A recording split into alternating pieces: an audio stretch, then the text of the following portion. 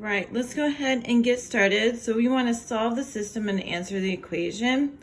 So we're going to solve by, we have y equals 2x plus 1 and y equals 5x minus 8.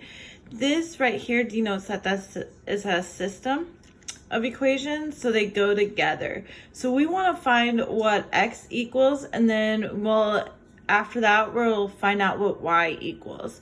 So since y equals this equation right here, and y also equals 5x minus 8, we're going to set these two equations equal to each other because y equals both of those. So take out the y's and set 2x plus 1 equals 5x minus 8. Okay? Sorry about that. So now what we need to do is we need to go ahead and get your x's on the same side. So I have a 2x here and a 5x here. So I want to get both of them on the same side of the equation. So I want to deal with as little as negatives as possible. So I'm going to go ahead and move the smaller x value over to the right hand side. I do that so I don't have a negative in front of my x.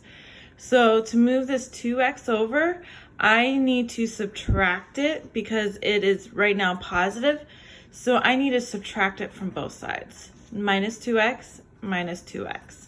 2x minus 2x, well, that cancels out. I'm left with 1 equals 5x minus 2x is going to be 3x minus 8. Okay, now it's just like any equation. I need to work backwards to get to that 3x. Remember, this is the very last thing I can do because that's attached to that x.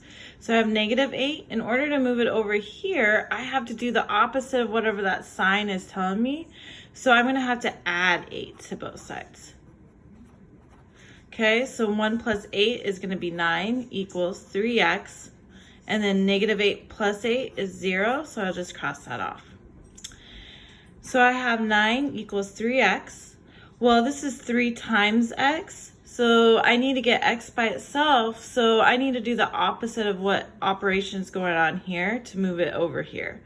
So 3 times x, the opposite of multiplication would be division.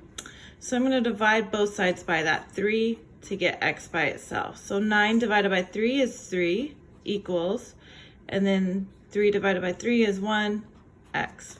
Okay, so now that we've solved what x is, I can take this equation, this 3, and substitute it into either equation. It doesn't matter which one. You'll get the same answer for both, for y, and solve for y. So I'm going to choose this first one. So y equals 2, and instead of x, I know what x is. It's going to be 3 plus 1. Okay, so y equals 2 times 3, which is 6, plus 1.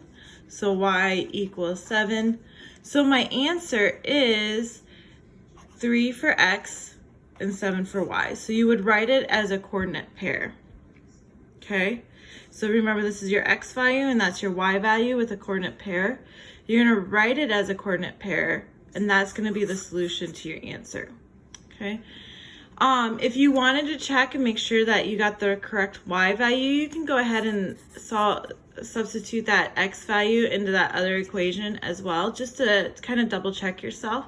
So y equals 5 times 3. Remember, I replaced this x with that 3 minus 8. Okay, so y equals 5 times 3, which is 15, minus 8. 15 minus 8, y equals 7. And see how we got the same y value here? So this is what we're really looking for. This is how you write your final answer as a solution to that system of equations.